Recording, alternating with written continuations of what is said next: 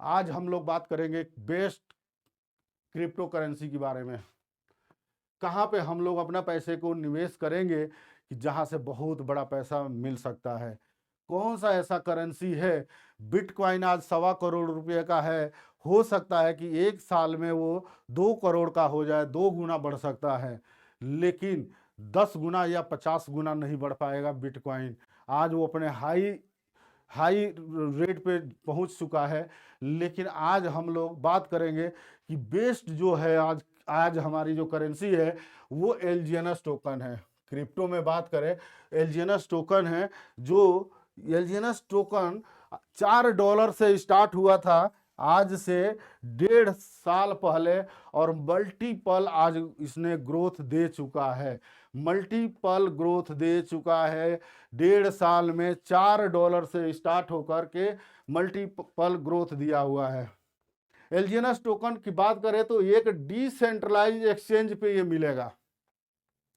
Centralise exchange की बात नहीं कर रहा हूं मैं, डिसेंट्रलाइज एक्सचेंज पे मिलेगा। आप लोग जा करके चेक कर सकते हैं, डेक्स स्कैनर पे जा करके आप चेक कर सकते हैं, एवीआई पे जा करके चेक कर सकते हैं, बिटगेट वॉलेट पे आप जा करके चेक कर सकते हैं, या टोकन पॉकेट पे जा करके आप लोग चेक कर सकते हैं एलजीएनएस टोकन की स्थिति, कब आया, कब उसका जन्म हुआ, क्या रेट रहा, कब कहाँ कितना रेट पे गया, सारा कुछ। ये थर्ड पार्टी है और बहुत नामी ये चीज़ें हैं जहाँ पे हर आदमी की हर चीज़ की एकदम ट्रांसपेरेंसी के साथ क्लियर एकदम चीज़ें बताता है।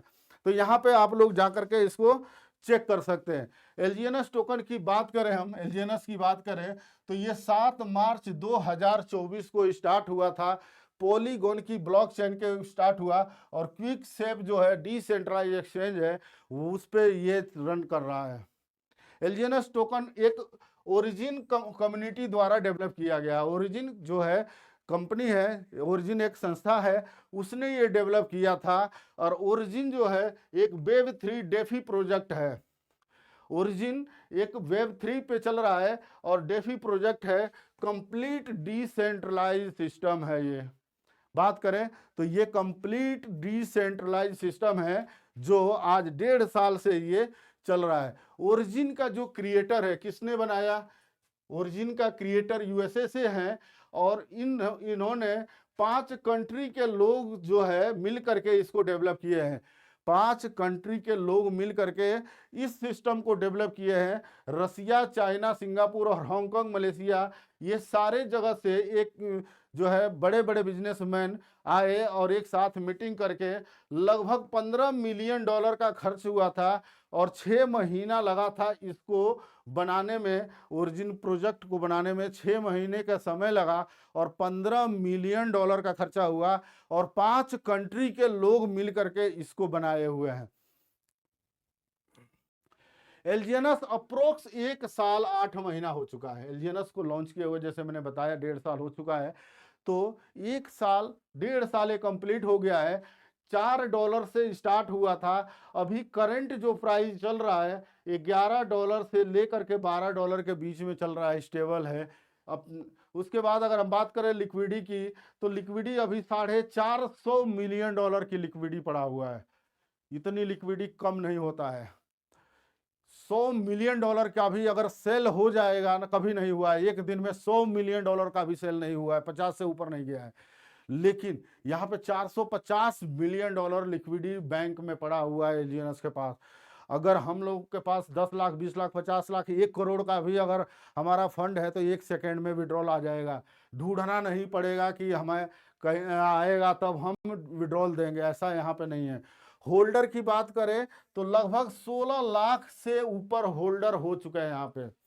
16 लाख की कम्युनिटी 1.5 साल में हो चुका है यहाँ पे। और मार्केट कैप की बात करें तो $2 बिलियन से ज्यादा की मार्केट कैप 24 घंटा की है। 1937 में जापान के एक साइकिल के मैकेनिक ने पाई जोड़कर खुद की पिस्टन रिंग बनाने वाली कंपनी तोकाया सीकी शुरू की। थोड़े वक्त में उसने अपने क्लाइंट की लिस्ट में टोयोटा जैसी बड़ी कंपनियों को जोड़ लिया। कुछ ही सालों में वो 2 बड़ी फैक्ट्री का मालिक बन गया। और सेकेंड वर्ल्ड वॉर में जापान पर जब अमेरिका ने बम गिराया तो उसकी एक फैक्ट्री पूरी तरह तबाह हो गई। उसने सोचा कि चलो एक तो बची है अपने पास, उससे काम चल जाएगा। पर अगले साल भूकंप में दूसरी फैक्ट्री भी तबाह हो गई। फैक्ट्री फैक्ट्री को रीबिल्ड करने के लिए अब उसे पैसों की जरूरत थी। वो अपने आसपास के लोगों से वही मदद की भीख मांगता रहा, पर डूबते जहाज से तो चूहे भी कूद भागते हैं। नतीजन कोई मदद नहीं मिली। दुनिया भर की ठोकरें खाने के बाद उसे यकीन हो गया कि जो करना है खुद करना है और अपने पैर का कांटा खुद ही निकालना होगा। तो उसने अपनी पुरानी फैक्ट्री की बची हुई मशीनों को बेचकर उन पैसों से साइकिल पर मोटर फिट करके बेचने लगा।